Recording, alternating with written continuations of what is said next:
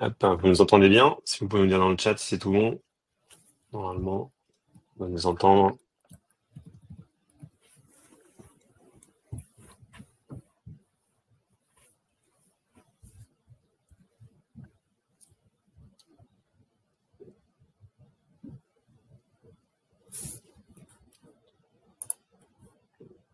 Ok, c'est tout bon. Eh ben top, je pense qu'il y a tout le monde. Bonjour à tous, merci d'être présent. Hop, euh, allez, c'est tout bon. Top. Du coup, on va commencer ce webinaire sur la fiscalité des particuliers, du coup, en collaboration avec Filmining et Compta Crypto. Donc, aujourd'hui, on va parler majoritairement, donc effectivement, donc des personnes physiques. Donc, pour la plupart d'entre vous, vous allez être dans ces trois types de cas de figure. Donc, soit vous allez faire du trading spot, donc simplement acheter et revendre des crypto-monnaies, donc comme si vous achetiez des devises quelconques. Euh, voilà, simplement pour pouvoir gagner de la valeur avec la fluctuation du marché. Ensuite, donc il y a les contrats de staking que vous devez connaître. Tout ce qui va être en lien avec le paiement, aujourd'hui, on va pas trop en parler. Et après, derrière, il va y avoir tout ce qui va être en lien avec le minage. Où effectivement, du coup, avec Field Mining, vous y êtes confronté. Oui. Bon, voilà. Après, effectivement, j'aime bien un peu essayer de détendre l'atmosphère parce que c'est pas un sujet qui est forcément très apprécié de tout le monde de payer des impôts. Donc, voilà, pour les phobiques administratifs, on va essayer de faire ça de manière ludique et vulgarisée, voilà, pour que ce soit accessible pour tous. Donc, déjà, le plus important à savoir, c'est dans quel statut fiscal vous vous trouvez. Donc, il va y avoir trois grandes familles. Généralement, sur Internet, on peut trouver beaucoup de choses au niveau de la fiscalité qui va se référer à la fiscalité des occasionnels. C'est assez flou de manière générale, parce que de manière générale, d'ailleurs, au niveau des textes de loi, il y a pas mal de zones grises, des zones où on n'est pas vraiment sûr du traitement, etc. Généralement, parce que dans l'interprétation des textes, ça peut, être interprété de pas mal de manières différentes, notamment dans le cadre de la requalification en tant qu'habituel. Et après, il y a le statut des professionnels que je vous parlerai juste rapidement là-dessus, mais on a un autre webinaire la semaine prochaine vraiment dédié au statut des professionnels qui nous apporte vraiment des réponses sur ce statut en particulier. Aujourd'hui, on va plutôt être sur les occasionnels et habituels. Donc, les occasionnels, c'est le cas typique, le cas number one, où vous êtes une personne physique, une personne qui va investir de la trésorerie personnelle dans les crypto-monnaies. Vous allez acheter des crypto-monnaies. Donc là, vous investissez avec votre compte propre. Et là-dessus, vous allez être imposé uniquement lorsque vous allez transférer des crypto-monnaies en euros. Donc c'est au moment où vous allez transférer des crypto-monnaies en euros qu'il va y avoir une vente. Donc c'est ce qu'on appelle en fiscalité une cession. Et c'est ça que vous allez devoir reporter d'ailleurs sur la déclaration sur le revenu. Et là-dessus, vous allez payer 30% de flat tax, ou vous allez pouvoir aussi vous choisir d'être au barème progressif sur les plus-values que vous avez générées avec ces placements crypto-monnaies. Après ça, vous allez avoir notamment donc, le statut des habituels. Donc là, c'est à partir du moment où vous allez commencer à avoir des volumes de transactions importants, une proportion des gains que vous allez avoir avec vos placements crypto qui commencent à représenter une proportion importante par rapport à vos revenus généraux. Vous allez avoir, par exemple, vous allez y passer pas mal de temps, etc. Où en fait, là, le fisc, il va se dire, c'est plus une personne lambda qui investit comme ça. Là, c'est vraiment une personne où c'est son activité. Elle commence vraiment à se professionnaliser. Et donc là, ils peuvent vous requalifier dans ce qu'on appelle les habituels. Et donc là, derrière, après, vous avez une fiscalité qui est complètement différente parce que là, vous n'allez pas avoir simplement les mouvements crypto-euros qui vont être taxables, mais également, du coup, les mouvements crypto-crypto. Donc là, c'est là où, justement, généralement, la plupart d'entre vous, vous ne voulez pas tomber là-dedans. Et donc, justement, on cherche à rester sur le côté des occasionnels. Il est en lien avec le minage et le staking. Donc là, ça va être du coup des revenus BNC. Donc là, pareil, ça c'est à déclarer au niveau des revenus BNC. Donc ça, on pourra y revenir juste après. Oui. Et après, au niveau des professionnels, donc là, à partir du moment où vous investissez avec une société, donc c'est vraiment là du coup la fiscalité qui est en lien avec les sociétés. Et donc là, tous les mouvements sont taxables, les mouvements crypto, crypto-euro. Et là, en fait, ça peut être du placement d'excédent de trésorerie, etc. Mais là, ça c'est le webinaire dédié à cela qui arrivera du coup la semaine prochaine. Donc là, vraiment, voilà, la question vraiment à se poser à ce moment-là, c'est est-ce que vous êtes plutôt occasionnel, est-ce que vous êtes plutôt habituel en fonction justement de l'activité que vous avez au quotidien, est-ce que vous y passez beaucoup de temps ou pas? Voilà, surtout ça. Et est-ce que vous avez des volumes importants? Est-ce que vous avez, encore une fois, du coup, des portefeuilles importants, etc., qui ont été générés sur ces dernières années? On a une Petite information question, aussi, pardon, Loïc. ouais. Ouais. Petite question que je me pose, que les gens vont peut-être se poser, mais quand on dit volume important pour un particulier, est-ce que c'est quoi pour toi en termes de montant, tu vois, d'investissement annuel? Alors j'imagine que comme tu as dit, c'est proportionnel au revenu, mais est-ce que voilà, si je Mm. dépasse par exemple 100 000 euros d'investissement en crypto par an, c'est déjà un gros montant, est-ce que je peux être qualifié ou pas? Alors aujourd'hui, dans les textes de loi, il n'y a pas de montants à proprement parler qui ont été écrits. Ok. Après, si nous, on peut vous donner un ordre d'idée, parce qu'on a quand même pas mal de clients. Effectivement, nous, on accompagne sur des contrôles fiscaux, par exemple, choses comme ça. Mhm. On arrive à voir il y a un peu un pattern aux alentours des 250 000 euros, on va dire, Ok. de patrimoine en crypto qui commence du coup à attirer les yeux du fisc. Et sachant que là aujourd'hui, alors je vais vous expliquer ça juste après au niveau des mécanismes de contrôle du fisc. En fait, quels sont les mécanismes à disposition du fisc pour nous contrôler?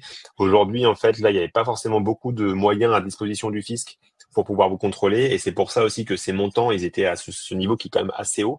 Mais plus on va avancer à l'avenir, et justement avec les mécanismes que je vais vous montrer, plus en fait ce montant entre guillemets il va baisser et ils vont commencer à contrôler des montants de portefeuille qui sont plus bas.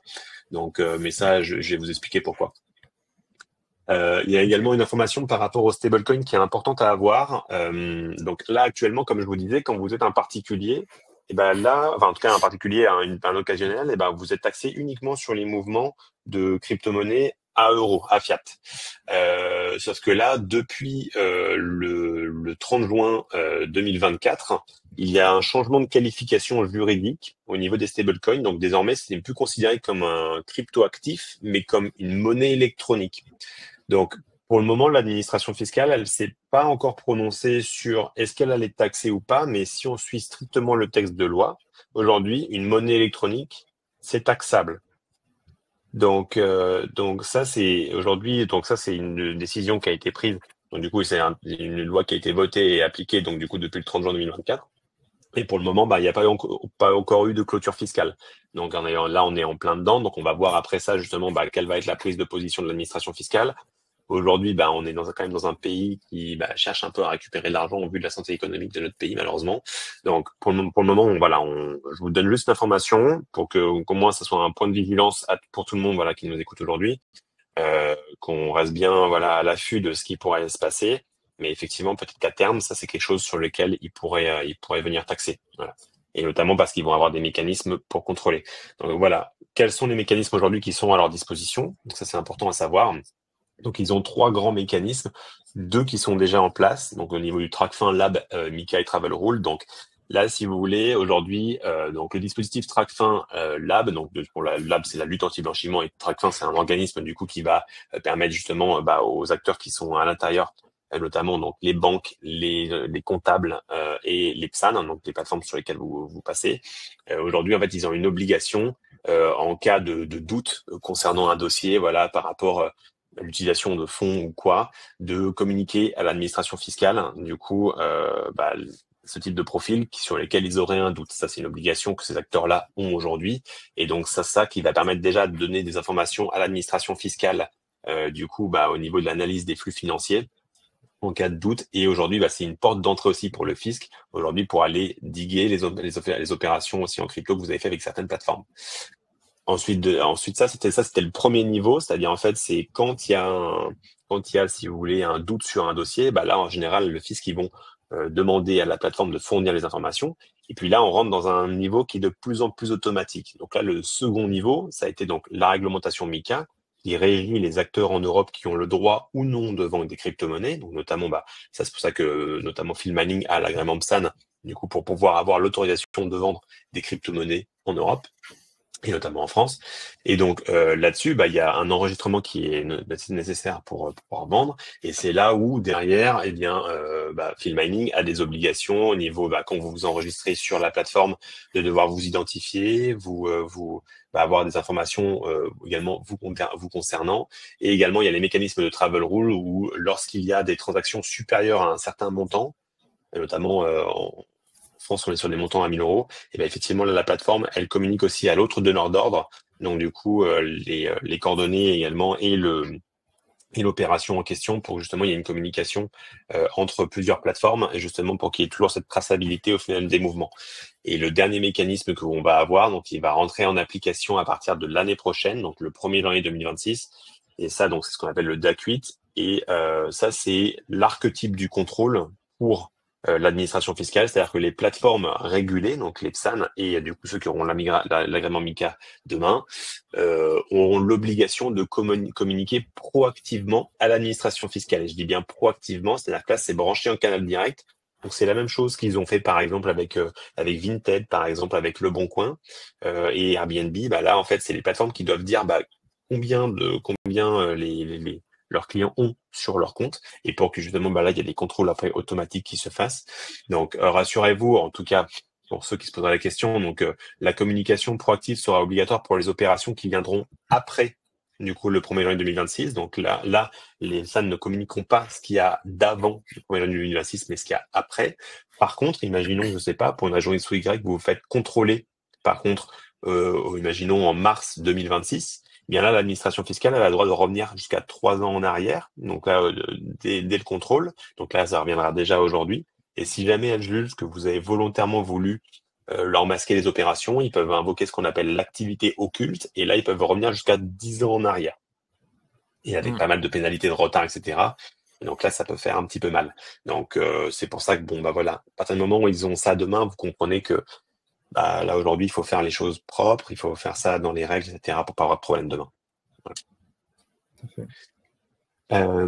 Notamment, et donc ça aussi, moi j'ai pas mal de clients, c'est pour ça que je vous mets un peu ce graphique là, parce que j'ai pas mal de clients à moi qui me disent, bon, mais même s'ils ont les informations, on pourra toujours se cacher dans la DeFi. Maintenant, il y a des technologies comme des mixeurs, etc., qui permettent au final de brouiller un petit peu les pistes, des choses comme ça. Et au final, aujourd'hui, au final, ça permettra pas vraiment de se cacher et on pourra plus vraiment demain avoir une anonymisation, si vous voulez, de toutes nos opérations. Pourquoi? Parce que aujourd'hui, si vous voulez on-ramper ou off-ramper de l'argent sur la blockchain, ou tout du moins envoyer de l'argent du coup dans notre système, dans le système, eh bien aujourd'hui, la banque, si vous voulez, elle va bloquer les virements, si vous voulez, qui vont partir directement vers la DeFi. C'est-à-dire aujourd'hui, vous ne pouvez pas, la banque ne vous permettra pas d'envoyer directement, par exemple, de l'argent sur Ethereum ou sur une clé Bitcoin. Vous pouvez pas faire ça aujourd'hui. Donc aujourd'hui, la banque, elle autorise uniquement de faire des virements en euros vers une plateforme d'échange qui est régulée, donc par exemple Filmining, et après, depuis Filmining, vous pouvez envoyer par contre effectivement sur un autre wallet. Et c'est pour ça qu'au final, aujourd'hui, vous passez par un exchange qui, lui, est centralisé pour envoyer après derrière vers la DeFi. Et le truc, c'est que demain, un acteur régulé, lui, il a l'obligation, après derrière avec DAC8, d'envoyer au fisc les informations. Et donc, lorsque vous aurez les opérations en fait crypto qui partiront de field mining vers la DeFi, et ça, effectivement, peut-être que toutes les opérations DeFi, vous pourrez un peu les masquer, etc., sans déclarer, imaginons, vos clés que vous avez à un endroit, etc. Mais lorsque vous vous ferez contrôler par le fisc, là, ils vont vous dire, ok, moi, j'ai des informations qui me viennent directement du PSAN, voilà, ou de l'acteur régulé. Je vois qu'il y a des opérations qui partent vers un cold wallet, vers une adresse. Et en plus, bizarrement, j'ai des mouvements qui reviennent de ce même cold wallet, mais avec des montants supérieurs. Donc, vous pouvez m'expliquer ce qui s'est passé, effectivement, dans cette boîte noire. Et donc là, si jamais vous savez pas leur expliquer ce qui s'est passé, là, ça va mal se passer pour vous. Donc c'est là où il faut aussi bien comprendre qu'il y a aujourd'hui beaucoup de mécanismes de verrouillage sur lesquels le fisc est en train de travailler, etc., avec la réglementation, pour justement, au final, venir prendre ce qu'ils ont à prendre. Donc tout l'intérêt, voilà, de faire ça proprement également. Là, après, voilà, la question à se poser, c'est est-ce que vous avez réalisé des plus-values? Est-ce que vous avez déjà déclaré ces plus-values, etc. Parce que si jamais, voilà, vous les avez pas encore déclarées, déclarez-les parce que demain, au final, ils auront le moyen de savoir que vous n'avez pas déclaré ce que vous deviez déclarer. Et donc, ce que vous avez à déclarer, il y a trois choses. Donc, pour le moment, c'est la déclaration des comptes à l'étranger. Donc, aujourd'hui, si vous passez par un PSAN français, par exemple, Filmining, vous n'avez pas besoin de déclarer un compte à l'étranger, étant donné que Filmining est français. Par contre, du coup, si vous avez, imaginons, un compte, je sais pas, un compte OKX, par exemple, ou je sais pas, ou un compte Bitpanda, Je par crois qu'ils exemple, qui sont est autrichien. Ok, ils sont peut-être PSAN alors, mais par exemple, s'ils ont Bitpanda, ils doivent être par exemple, je pense que Autriche, je crois, ou Malte, donc ça c'est un compte à l'étranger, donc effectivement, il faudra renseigner l'adresse de siège social, du coup, imaginons de Bitpanda, et tous les ans, je et, crois, hein. Enfin, il et c'est faut. alors une fois que c'est enregistré dans le système, il n'y a pas besoin de le remettre, c'est Ok. automatiquement enregistré. Par contre, si jamais par contre il y a un changement d'adresse sociale, par exemple du siège, bah ça faudra faire la mise à jour à chaque fois. Et le but, en fait, c'est juste de déclarer. Bah c'est la même déclaration en soi qu'un compte en banque traditionnel. Si vous avez un compte en Espagne, par exemple, ou en Italie, un Mm. compte en banque classique dans une banque classique, c'est juste en fait pour que le fisc sache que vous avez un compte à tel endroit et que pour demain, si jamais ils ont besoin de le contrôler, bah ils peuvent directement venir le contrôler. Donc ça, c'est obligatoire. Si jamais vous oubliez de les déclarer, et ça maintenant, ils ont de plus en plus de mécanismes aussi pour le contrôler. Donc ça, c'est vous allez payer 750 € d'amende par compte non déclaré. Et si jamais le montant détenu dans le compte est supérieur à 50 000 €, ça peut monter jusqu'à 1500 € d'amende par compte non déclaré et par année non déclarée. Donc les amendes peuvent aller assez vite, donc faut faire attention. Ensuite, vous allez avoir donc le formulaire 2086. Donc ça, c'est le formulaire qui permet de déclarer donc vos plus et moins-values crypto. Donc là, c'est le montant que vous devez déclarer. Et après, vous avez également la liste des sessions en euros. Donc là, en fait, c'est toutes les ventes en euros que vous avez réalisées. Bah, il faudra les lister une à une du coup sur le site des impôts. Au niveau du calendrier fiscal, donc là, en fonction de votre département, vous allez avoir une date butoir pour faire votre déclaration. Donc là, voilà, je vous laisse regarder. Vous avez trois grandes plages de département. Et après, ceux qui sont un peu plus à l'ancienne, hein, du coup, au niveau des déclarations papier, bah, vous allez jusqu'au 21 mai. Voilà. En tout cas, vous pourrez retrouver ce calendrier fiscal après sur la présentation. Donc nous, après, bah, pour vous parler un petit peu, nous, donc, on a développé donc une solution qui permet de simplifier donc la déclaration fiscale.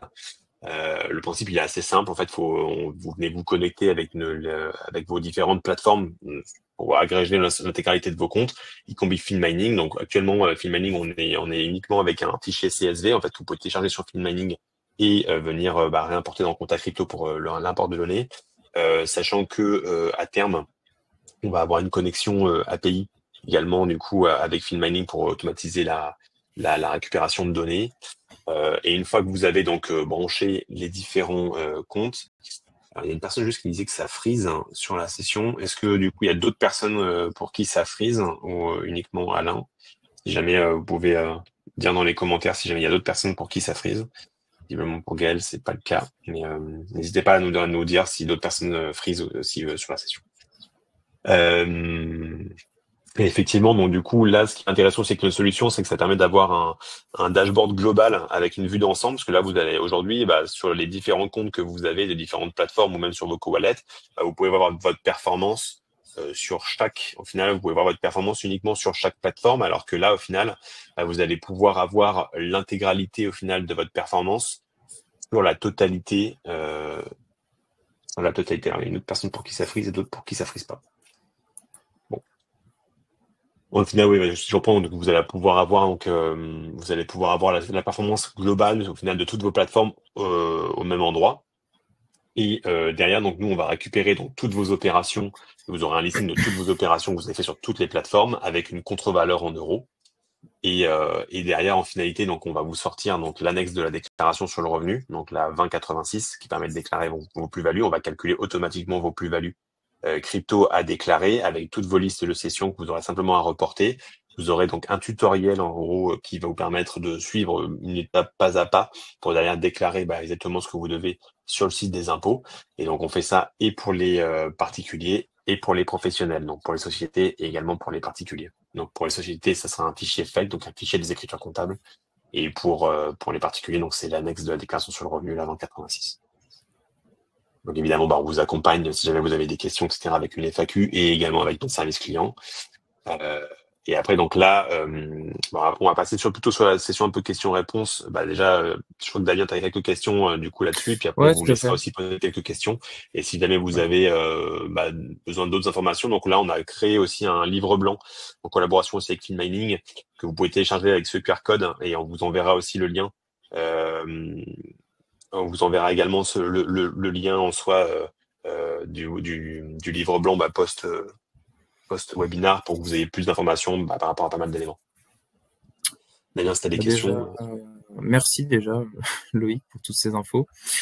Du coup, et donc pour me présenter, donc moi je m'appelle Damien Sarafi, je suis responsable commercial du coup chez FinMining. FinMining, c'est une plateforme d'investissement qui appartient à un groupe qui s'appelle Blockchain Process Security. On a différentes entités, notamment une néobanque qui s'appelle Wiggle, Stellaris, bon là c'est plus de la finance traditionnelle avec des CGP. FinMining, en quelques mots, c'est une plateforme qui permet d'investir facilement en crypto. On est aussi axé en fait revenus passifs. Donc il y a des solutions aussi de stacking. Donc stacking natif par exemple sur Ethereum, vous allez pouvoir générer des Ethers. La DeFi aussi pour faire du rendement sur tout ce qui va être stablecoin, Bitcoin, Ethereum. Et du minage où là on va administrer des fermes de minage un peu partout dans le monde, notamment là dernièrement au Mexique et aux Émirats Arabes Unis, avec une solution clé en main en fait d'investissement qui permet à des clients de générer passivement du Bitcoin avec des machines de minage qui sont gérées du coup par FinMining. Donc comme tu l'as dit Loïc, du coup on est certifié PSAN, on n'est pas encore agréé. L'agrément du coup va arriver en même temps en fait que l'obtention de MiCA. Donc là les dossiers de la plupart des PSAN sont en cours de traitement par l'AMF notamment. Et donc voilà, aujourd'hui c'était assez intéressant pour nous de faire ce webinaire pour répondre du coup à vos questions sur la fiscalité, parce qu'il y a beaucoup de questions qui se posent et c'est un sujet qui est de plus en plus important, notamment avec les obligations réglementaires. Donc moi j'avais préparé quelques questions. N'hésitez pas après à interagir et à poser d'autres questions si vous avez envie de rebondir, s'il y a des choses que vous n'avez pas très bien compris. Euh, donc déjà, très simple sur la fiscalité. Donc question qu'on peut se poser, qui peut sembler assez bête comme ça, mais qui est intéressante. Est-ce que je dois déclarer mes cryptos aux impôts si je ne les vends pas en tant que particulier? Je sais que c'est une obligation en tant qu'entreprise, mais en tant que particulier, est-ce que c'est une obligation ou pas?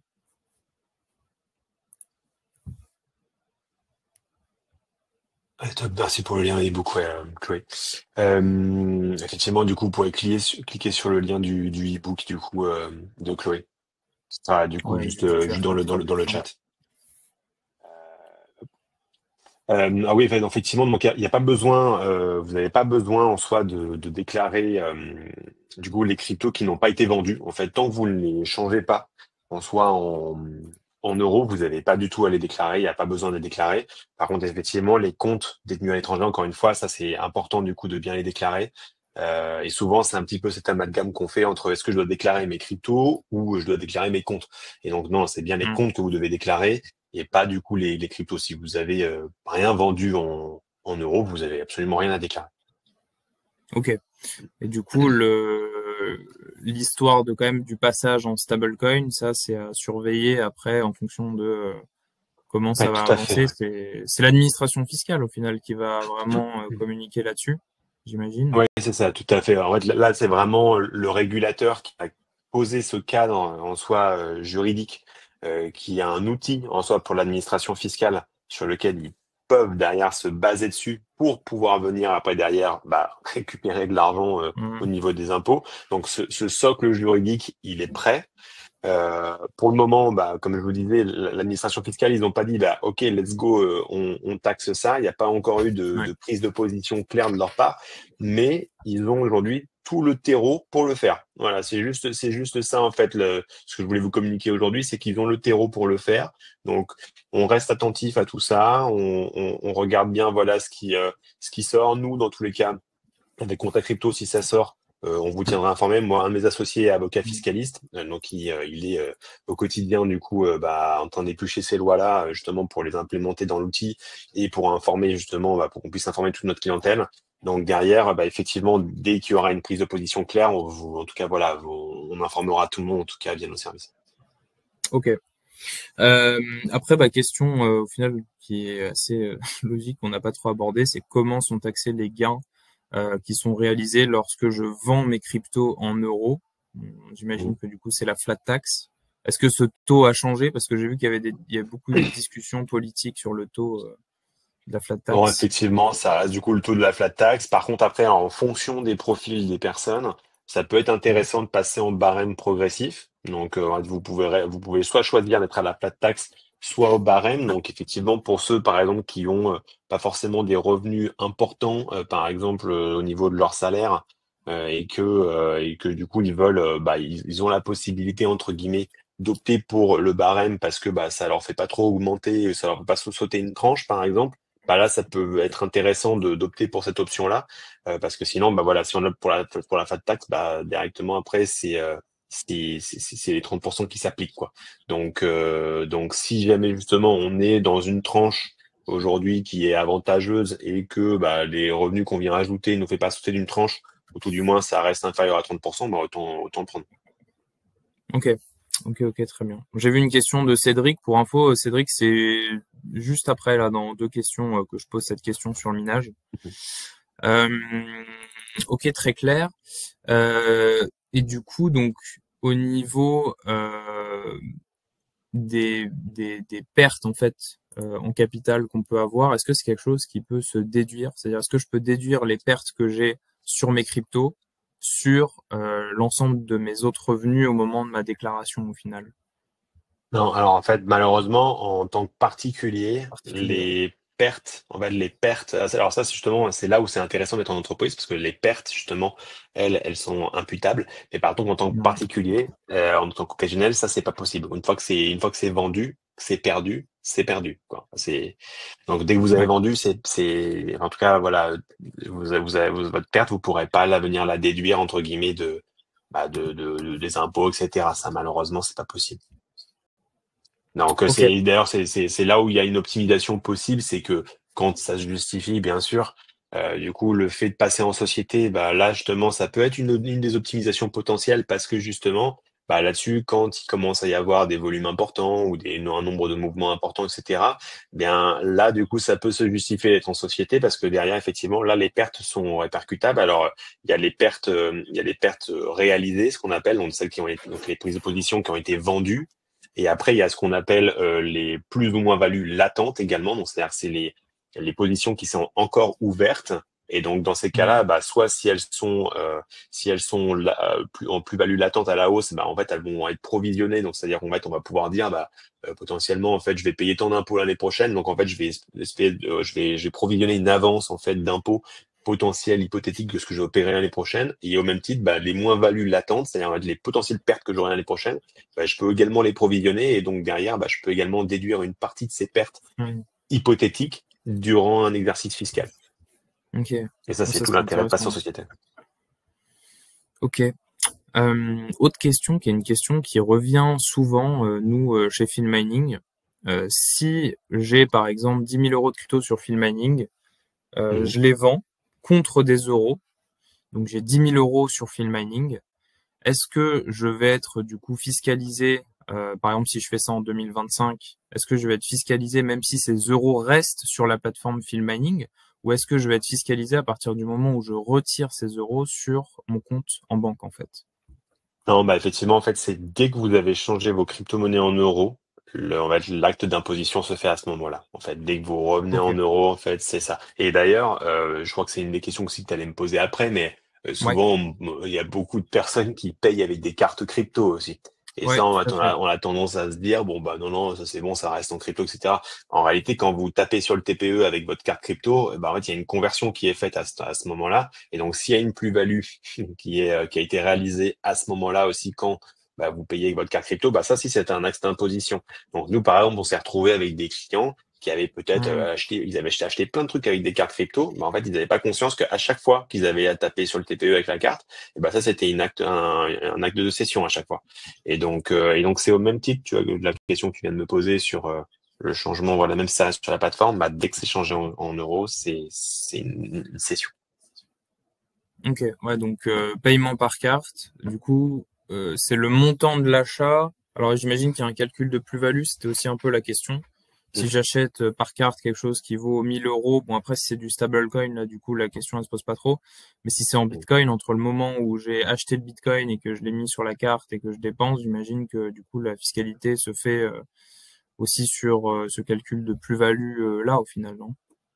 Ouais, c'est ça exactement. Donc bah là, il y a une plus-value qui est faite entre le montant en fait d'achat du portefeuille et le en gros, enfin sur l'asset et le montant de vente. Donc effectivement, il y a ce calcul qui est fait. Et nous notamment, c'est ce calcul-là qu'on a automatisé, qui est assez complexe.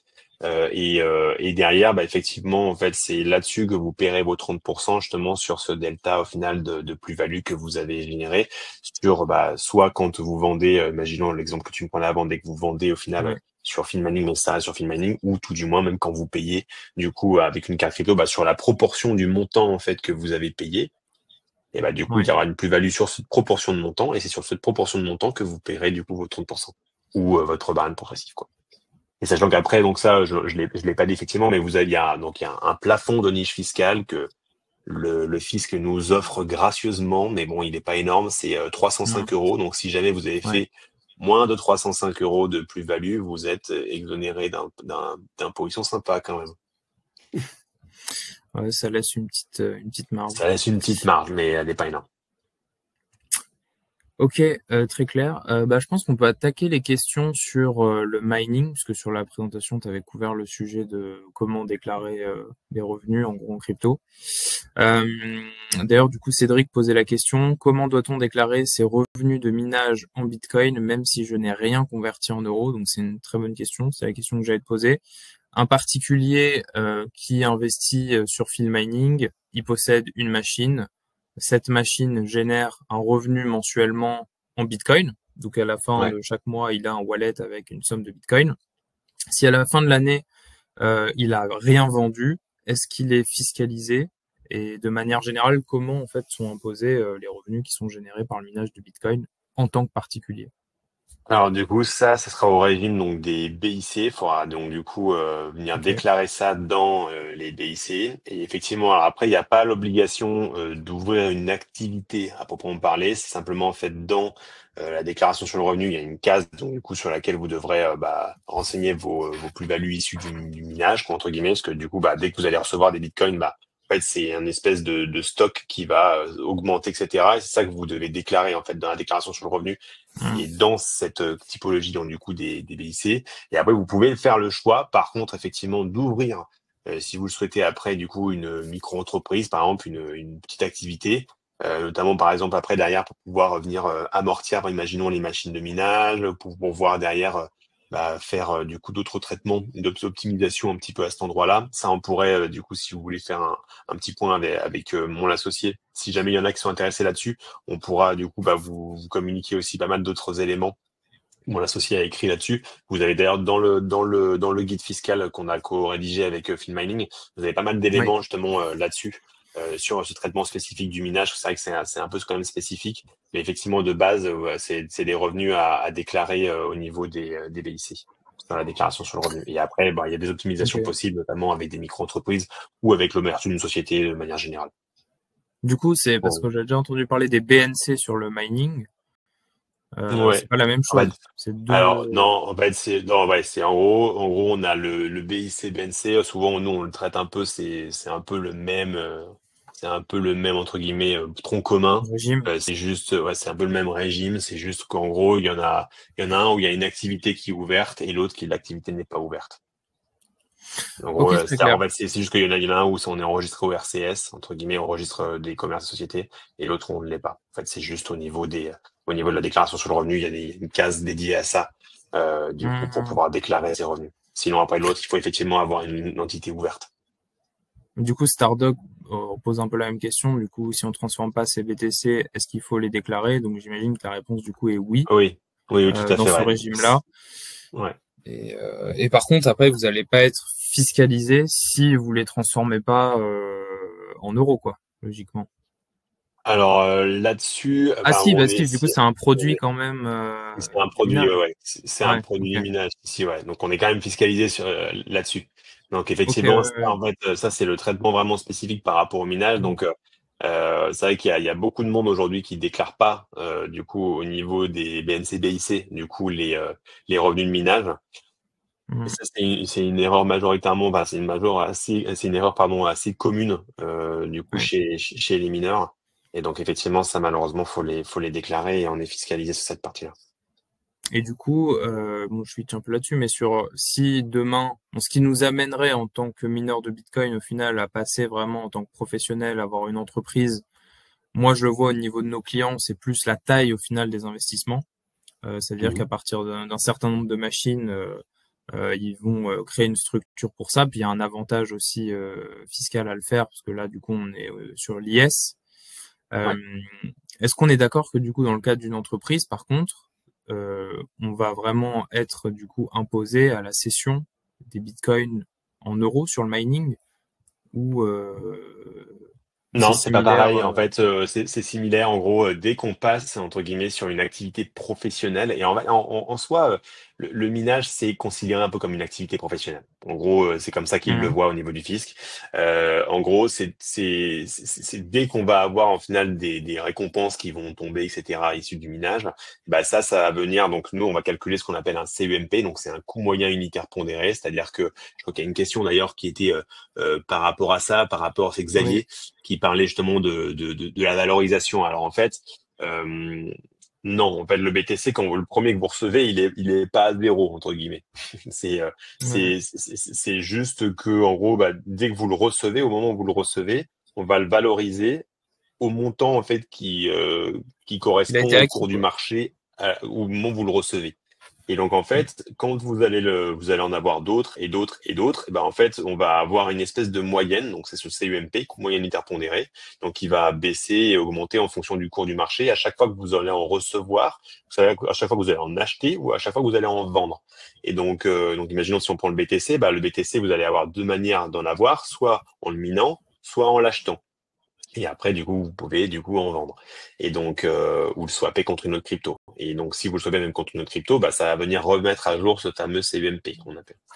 Et donc, si vous voulez, bah, c'est ça qui va faire que à chaque fois, ce coût moyen interpondéré, c'est sur ce montant entre guillemets d'acquisition moyen que on a qu'on va calculer vos plus et moins values. Et après ça, donc, si vous avez une activité professionnelle, donc de type BNCDIC ou tout du moins en société, ben, en fait, la plus-value qui sera générée sera du coup calculée en fonction du coup de votre coût moyen unitaire pondéré et non pas par rapport à la valeur marché de manière générale. Et donc du coup vos plus-values elles seront à chaque fois calculées comme ça et donc c'est là où il y a une valorisation qui est suivie en fonction du marché quoi. Et l'intérêt si vous voulez après derrière de passer en société, c'est que derrière bah effectivement on peut mieux jouer avec sa rémunération parce que bah comme disait tout à l'heure un peu Damien, on peut choisir d'être à l'impôt sur les sociétés. Donc après derrière, ça vient Mm. créer une entité. Donc c'est un peu c'est une personne morale quoi. Donc on peut choisir de générer des revenus sur la société, payer les impôts sur la société et choisir ce qu'on sort ou on ne sort pas. Et après on est fiscalisé après sur ce qu'on sort de la société. Et l'autre avantage aussi, c'est Ouais. qu'on peut notamment passer en amortissement. Donc du coup les machines. Ouais. Et donc le but de passer en amortissement les machines, bah ça va créer de la charge du coup sur l'activité. Donc on va, du coup bah déduire des dépenses. Et donc après bah derrière Mm. ces dépenses-là viendront se déduire en soit de ce que vous avez gagné. Et donc bah le but est de baisser le revenu imposable entre guillemets, enfin le bénéfice imposable de l'activité pour payer le moins d'impôts possible. C'est vrai que c'est un sujet qui est assez compliqué, hein. Enfin, sur le minage, il y a beaucoup de questions qui se posent. Alors, je sais que sur Filmmining, on a des rapports de production tous les mois. Donc, c'est assez Mhm. facile pour les clients parce qu'il y a écrit, en fait, le cours du Bitcoin dès que les Bitcoins, ils ont été obtenus. Donc, tu peux facilement retrouver ce cours-là. Mais c'est pas tout le temps évident. Il y avait une question de Léopold. Alors, c'est un peu deux questions, j'ai l'impression. La première, donc, est-ce qu'il faut déclarer uniquement les plus-values sur les revenus de minage ou bien tous les revenus doivent être déclarés en BNC, BIC? Donc, Tous les revenus. C'est tous c'est les tous les revenus. En fait, revenus, voilà, c'est c'est nous en ce gros que tu as là, dit. dans tous les cas, le fisc en fait, il va avoir toutes les transactions entre guillemets qui sont rentrées. Et donc en fait, c'est via toutes ces opérations qui sont rentrées que là derrière, ben, Ouais. en soi, on saura combien il y a de plus-value là-dessus. Et le fisc le saura aussi combien il y a de plus-value là-dessus. Et c'est ça qu'il faut déclarer après derrière. Mais en tout du moins, en fait, il y a besoin. En fait, dès qu'on a une activité Mm. professionnels, entre guillemets, sur BNC, BIC, il y a l'obligation, en fait, de fournir l'intégralité des flux financiers derrière à l'administration fiscale pour prouver, en fait, vos revenus Mm. sur cette Et partie-là. donc sur la question, est-ce que, donc en exemple, si le prix de la machine n'a pas été rentabilisé, bon bah ça répond en fait la réponse de tout à l'heure sur le fait que dans tous les cas, tant que vous êtes particulier dans le sens où vous n'avez pas une entreprise, vous pouvez pas imputer de la moins-value. Bon bah vous restez en fait sur du matériel qui a été acheté comme un investissement que vous aurez fait en crypto. Après donc quand même pour détendre un peu l'atmosphère sur le minage. Ce dont on parle sur la déclaration, le régime des BNC, BIC, c'est un idéal à atteindre qu'il faut faire, hein, c'est ce qu'il faudrait faire. Après, il y a quand même une zone grise sur le sujet, comme on en a parlé tout à l'heure, Loïc, qui est que pour le moment, il n'y a pas vraiment de cadre très clair de l'administration fiscale. Donc, il y a les experts comptables, les avocats fiscalistes qui essayent de s'approcher en fait de ce qu'il faudrait. Après, c'est vrai que chaque situation est vraiment différente, quoi. Par exemple, sur Field Mining, le client est contractuellement propriétaire de sa machine. Maintenant, c'est Field Mining qui gère tout de A à Z. C'est du clé en main, donc il n'a pas de charge réelle sur la ferme en question. Si demain vous minez vous directement du Bitcoin, bah peut-être que là, au vu de votre cas, il faudra absolument avoir une entreprise. C'est du cas par cas quand même, quoi. Ça, et typiquement, vous voyez, par exemple, par rapport à ce que je vous disais tout à l'heure, ici, dans le cadre de la requalification habituelle, le fait, par exemple, que vous déléguez à Field Mining, entre guillemets, la gestion en soi de tout Ouais. ça, bah, ça vient un peu vous dédouaner comme quoi vous êtes un professionnel, entre guillemets, parce que du coup, vous êtes en train en fait, de déléguer à quelqu'un qui le gère pour vous, donc par Oui. définition, bah, au final, c'est plus vous qui le gérez. Et donc, du coup, bah, quand l'administration fiscale vient vous contrôler, bah, au final, vous allez pouvoir dire, bah non, en fait, moi, c'est délégué, donc c'est plus moi, Mmh. c'est pas mon activité parce que je le délègue à quelqu'un. Donc, euh, Ouais, tout à donc fait. ça, C'est un contrat c'est important. d'hébergement. Il y a un prestataire au milieu. Après, le mieux, c'est de toujours faire ce qu'on peut pour s'approcher de la perfection. Après, globalement, dans tous les cas, la fiscalité reste la même en fait à tous les niveaux. C'est plus des méthodes différentes de déclarer le moment où vous allez générer votre revenu, quoi. Ah, tout à fait. Alors après quelques petites questions, notamment sur les échanges entre cryptos. Alors on a parlé donc tout à l'heure de l'aspect d'échanger de la crypto en tant que stablecoin, mais est-ce que donc un particulier, s'il fait un échange de Bitcoin vers Ethereum, est-ce qu'il doit le déclarer? Est-ce qu'il y a de la fiscalité là-dessus? Un Non, échange non, non, crypto non. vers crypto. Non, Ok, là-dessus, il n'y a très pas bien. de fiscalité, ça reste de crypto à crypto en tant que particulier, en tant qu'occasionnel. Il n'y aura pas de fiscalité à cet endroit-là. Ouais. Effectivement, il y aura juste ce qui se passera par contre après si je vous donne un peu voilà dans la tuyauterie de notre système, c'est juste qu'en fait, dès que vous échangez une crypto contre une autre, bah, ce fameux coût moyen unitaire pondéré que je vous parlais, en Oui. fait, nous, il se remet à jour pour que à chaque fois, en fait, quand vous changerez vos cryptos en euros un jour, bah, en fait, nous, derrière, on saura exactement combien vous avez fait de plus-value et ça suivra bel et bien la plus-value, même que depuis le tout début, c'est-à-dire toutes les opérations sont chaînées d'une crypto à une autre, etc.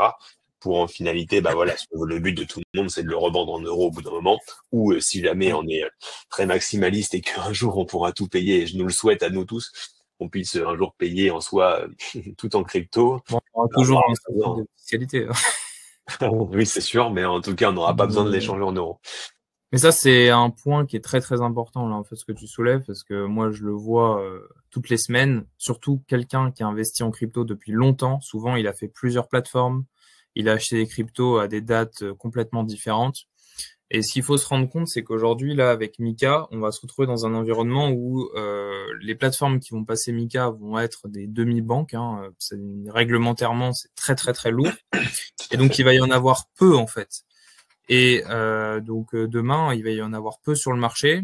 Et le peu de plateformes qui vont pouvoir accueillir vos cryptos pour traiter des échanges en euros vont appliquer des standards de réglementation qui sont assez importants. Et ils peuvent vous demander beaucoup de choses. Ils peuvent vous demander des preuves d'achat. Et en fait, au-delà de l'aspect fiscal, le fait d'avoir vraiment un suivi sur ce coût d'acquisition et vraiment tous les échanges que vous avez fait entre différentes plateformes, les dépôts, retraits, etc. C'est super important parce que sinon vous pouvez vous voir refuser des dépôts en fait de crypto sur certaines plateformes, quoi. Bah, c'est comme un compte en banque traditionnel, hein. Aujourd'hui, moi j'ai eu des clients par exemple qui avaient un compte en banque au Panama par exemple et qui voulaient envoyer de l'argent en euros vers une banque française. Bah ça Mhm. typiquement, vous voyez les banques françaises, elles n'acceptent pas beaucoup, Bien elles sûr, n'aiment oui. pas les virements qui viennent du Panama par exemple. Et parce que bah, c'est pas les mêmes, c'est pas les mêmes si vous voulez. Conditions, de niveau des banques, les mêmes réglementations, ils contrôlent pas les mêmes Mhm. choses, etc. Et donc là, ces standards-là que le bancaire a aujourd'hui, bah, on est en train du coup de l'appliquer également bah, au crypto et au monde de la crypto. Et donc, bah, effectivement, comme disait Damien, bah, les plateformes demain, elles vont avoir l'obligation de suivre ces mêmes standards-là, celles qui vont subsister entre guillemets à cette réglementation qui est de Ouais. plus en plus lourde et de plus en plus onéreuse pour les acteurs crypto. Mais c'est aussi et ça souvent moi, j'essaye un peu de redorer aussi le blason, mais c'est aussi cette mise en régulation, cette institutionnalisation qui fait aujourd'hui qu'on a des rendements. C'est grâce à ça notamment. Avec les news bon de Trump, bon maintenant en soi ça le marché est un peu redescendu, mais c'est ça qui a fait que bah, les ETF par exemple, bah ça les ETF sans l'institutionnalisation, bah, on n'aurait pas eu le boom un peu des ETF. Là, au final, tout ce cadre réglementaire qui est en train d'arriver fait que des gros en soi, des gros fonds, des fonds institutionnels, des fonds de pension, etc., se mettent également là-dedans, et c'est ce qui va nous faire notre prochain bull run. Donc, faut pas forcément être trop non plus être contre cette régularisation, parce que bah même si la régulation en soi est limitante, elle tue beaucoup d'acteurs malheureusement. Ben, d'un autre côté, elle permet aussi que le marché bah, s'étoffe parce qu'il y a des acteurs enfin, plus traditionnels qui rentrent de par ce bassin aussi de réglementation. Et c'est ça qui fait que bah, voilà, notre marché aussi et nos portefeuilles vont augmenter. Oui, et puis il faut pas oublier que, enfin, souvent c'est une critique de la réglementation sur le fait que ça dénaturerait la crypto. Faut pas oublier que la réglementation s'applique sur des acteurs qui veulent plus s'approcher de la finance traditionnelle qu'autre chose au final, parce que c'est des acteurs qui veulent accepter de pouvoir traiter des échanges en euros, de recevoir des euros, pas de recevoir forcément de la crypto. Donc après, on peut toujours utiliser aujourd'hui Bitcoin, d'autres cryptos sans passer par des plateformes. Il y a un avantage aussi à être régulé sur l'aspect conseil, c'est que demain, bah, si vous passez pas par une plateforme, vous n'allez pas aussi avoir forcément les contacts qu'on a par exemple bah, chez Mining avec Contact Crypto pour vous accompagner en fait sur bah, vos investissements, sur les questions que vous pouvez avoir sur la fiscalité. Surtout que c'est un sujet, la fiscalité, qui évolue tout le temps, surtout dans la crypto. Donc c'est important d'être tenu au courant de tout ça. Euh, Question que beaucoup de gens se posent en France, surtout qu'on a une fiscalité quand même assez importante sur la crypto. Est-ce qu'il existe des stratégies pour optimiser l'imposition de mes gains en crypto au-delà de du coup créer une société? Ça, je pense qu'on le verra dans le prochain webinaire, mais vraiment en tant que particulier, est-ce que je peux optimiser au final mon imposition ou pas? Ah, malheureusement, à part le passage en société, là-dessus, bah, alors aujourd'hui, le seul C'est le schéma stablecoin au optimisé, final.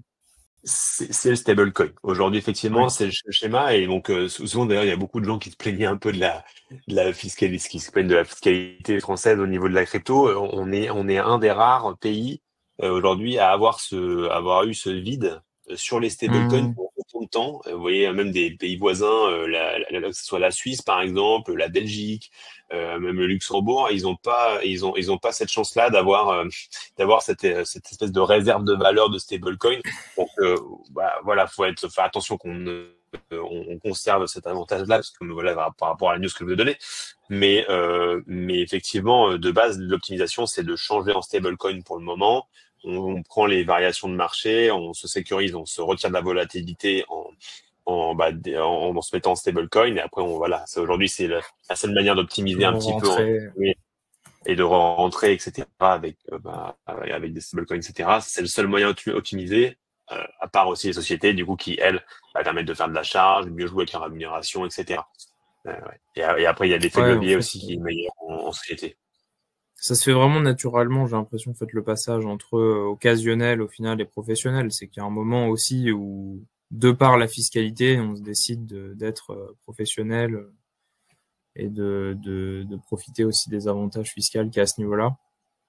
Et après, s'il y a le dernier point, si ça peut être l'expatriation. Mais après, il y a l'expatriation où j'ai beaucoup de gens qui me parlent de l'expatriation, de partir notamment à Dubaï. Effectivement, il y a plein de pays qui offrent du coup une fiscalité qui est plus avantageuse sur les crypto-monnaies. Moi, j'en parle très souvent avec des avocats fiscalistes, voilà, et qui ont travaillé, qui sont spécialisés là-dedans, donc et qui font tous les dossiers d'extradition entre guillemets sur des pays, pas d'extradition, d'expatriation, pardon, Ouais. sur des pays où la fiscalité est plus avantageuse. Oui, c'est sûr que c'est une optimisation. Après, derrière, moi, c'est ce qu'on se dit avec les avocats, c'est que partir à l'étranger, c'est un vrai projet de vie. Hein, parce que C'est un vous coût pouvez pas aussi, quoi. c'est un coût, et puis quand vous repartez, vous revenez pas dans 6 mois, hein, parce que ça marche pas. C'est-à-dire qu'en fait, si vous partez, vous sortez là-bas et que vous revenez dans 6 mois, ça, le fisc, vous rattrapez après derrière direct. Hein. Donc, si vous partez justement pour une expatriation fiscale, c'est un vrai projet. Faut au moins au minimum que vous restiez 3-4 ans sur place. Donc, voilà, faut se faire à la culture du pays. Faut accepter aussi de quitter ses amis, sa famille. Voilà, il y a C'est vrai tout le choix qui en que incombe. c'est un vrai sujet. Et après, ce qu'il faut aussi comprendre, c'est qu'en France, effectivement, il y a ce coût au niveau la fiscalité qui peut paraître important. Hein, parce qu'on se dit, je vends pour, je sais pas, 1 million de crypto, je vais peut-être sortir 300 000 administration fiscale. Mais cet argent, au final, que vous allez dépenser, l'argent qui va vous rester, que vous allez recevoir sur votre compte, vous donne aussi accès à toute l'économie française en fait, et à plein de choses, hein, au niveau investissement. Vous restez dans un écosystème où vous pouvez faire des choses au niveau européen. Et aujourd'hui, c'est vrai qu'on le voit, alors que ce soit Dubaï ou d'autres endroits, souvent après on est souvent renfermé en fait sur l'écosystème du pays et on peut plus vraiment ressortir. Si je vais au Panama avec 1 million et que j'ai sorti 1 million, si au bout de 3 ans ça me plaît plus et que je veux revenir en France, est-ce que je vais pouvoir revenir? Ça va être compliqué. Donc c'est sûr que c'est une question importante. Après, c'est sûr, J'ai je rebondis encore sur ce que dit Alain, mais effectivement, bon, après, ça reste un débat en soi global. On pourrait en parler des heures. Je pense que oui, c'est au clair. niveau de la fiscalité de la France, mais effectivement, c'est sûr que après derrière, ouais, je rebondis sur ton point et c'est important. C'est vrai que des fois, quand on part comme ça et qu'on s'expatrie, là, après, effectivement, ouais, on est vraiment bloqué et cantonné à un endroit. Et aujourd'hui, enfin, moi, j'ai bon nombre d'exemples de personnes qui veulent réentreprendre en France et pour rapatrier leur argent, mais c'est impossible. Moi, j'ai Oui. des clients à moi, ils ont fait le tour d'une quinzaine de banques et personne ne veut les prendre. Déjà, parce que déjà, ils viennent un peu du monde de la crypto. Alors Déjà de base en France, oui, c'est compliqué déjà. c'est C'est déjà compliqué. important. Alors, si en plus de ça, vous revenez de l'étranger, d'un paradis fiscal pour la France et qu'en plus vous faites de la crypto, alors autant vous dire que là, plus personne vous prend, vous n'aurez personne qui vous prendra. En fait, c'est un vrai sujet aussi beaucoup parce que dans la crypto, il y a des profils de gens qui ont de base un patrimoine qui est pas forcément très important et qui se retrouvent en fait à investir 20% de ce patrimoine avec une somme à la fin qui représente 95% de leur Mm, patrimoine en fait en crypto. mm. Et donc c'est vrai que c'est un sujet qu'il faut pas prendre à la légère. J'avais encore une petite question sur tout ce qui est revenu passif. Parce que ça, c'est quelque chose Mhm. qu'on fait beaucoup sur Filmmining, soit pour des particuliers, des entreprises.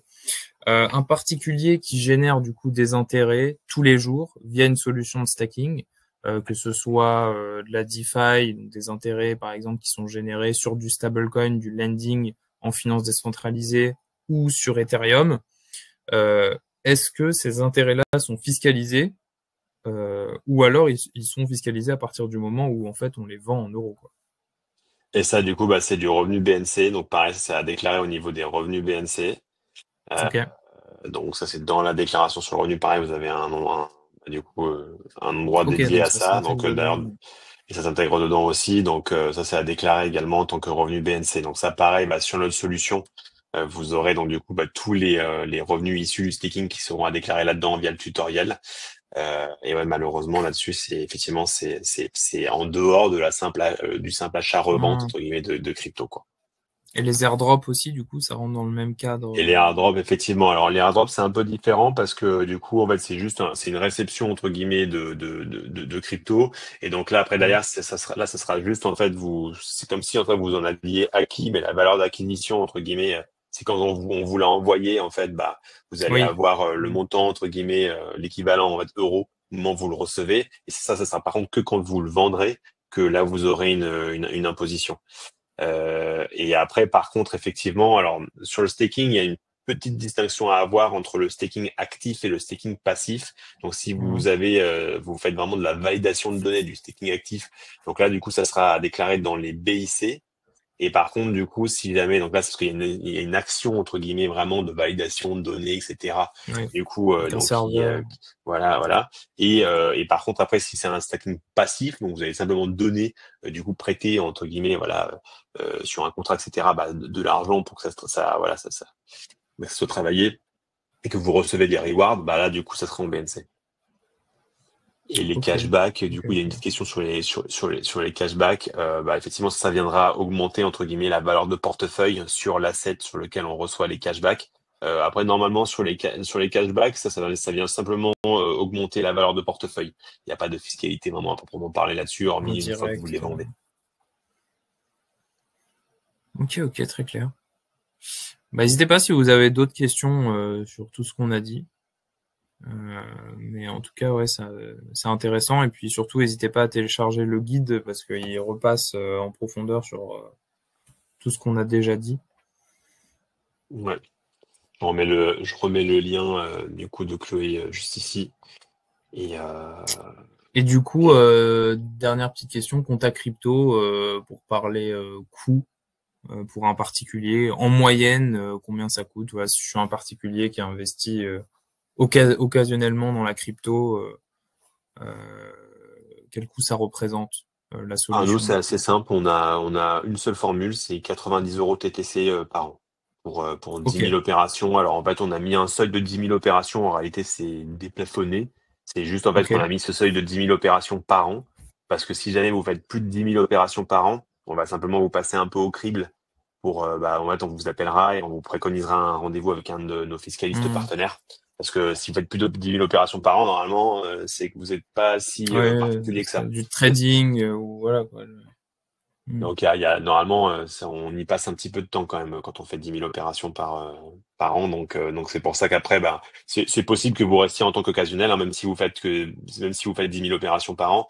C'est juste que voilà, on fera quand même il y aura un audit qui sera fait en tout cas par un fiscaliste partenaire pour justement bah, pour venir voir si justement vous n'êtes pas à risque et ce qu'il faudrait pas que vous changiez de statut.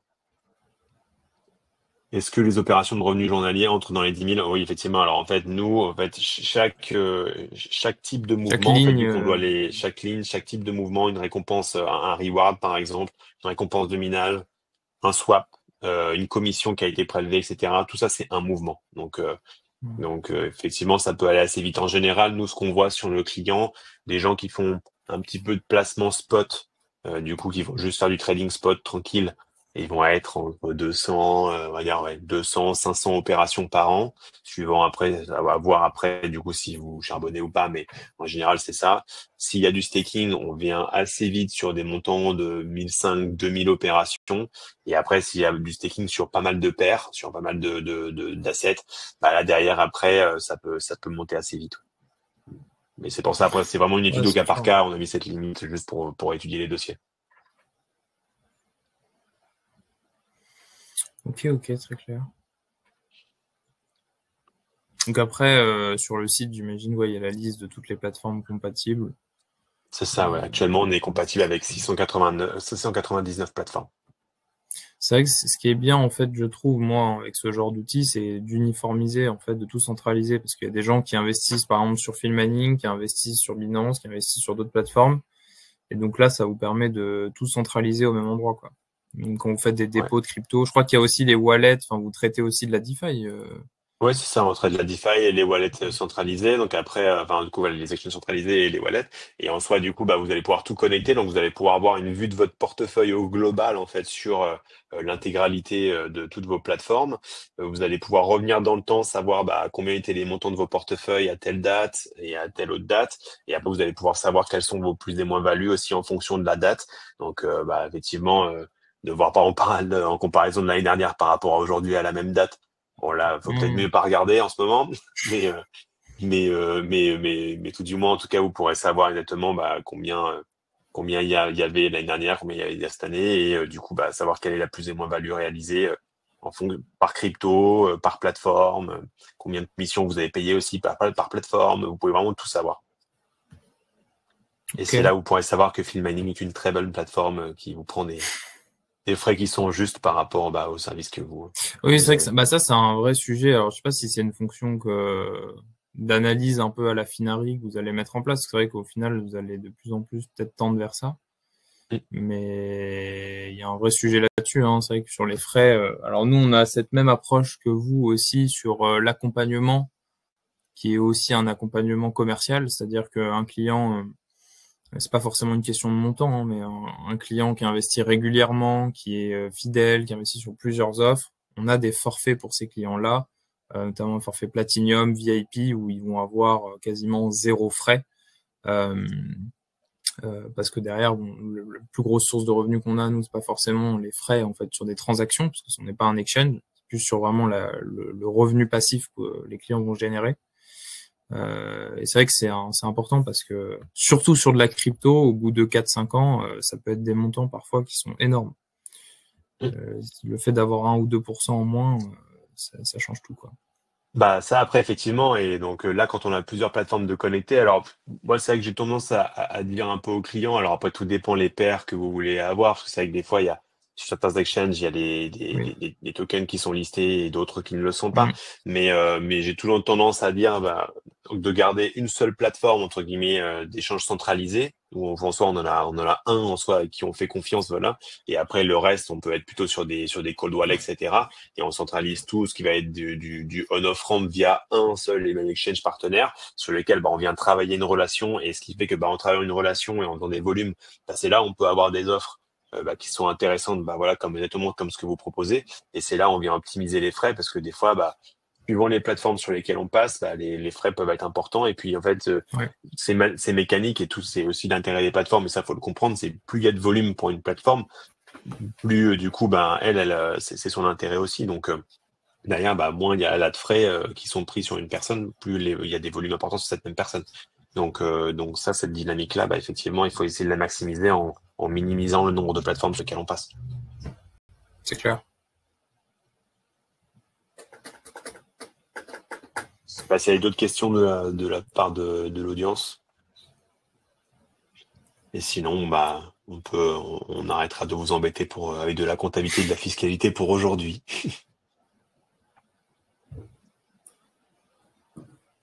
Bon, N'hésitez pas, en tout cas, à vous inscrire au prochain webinaire. On communiquera sur nos pages. Ça peut être intéressant, même si vous êtes particulier, parce que du coup, bah, vous savez qu'il y a il y a nombre d'avantages à être en entreprise, que ce soit du mining ou du stacking ou juste de l'achat-vente de crypto, quoi. tout à fait, ouais.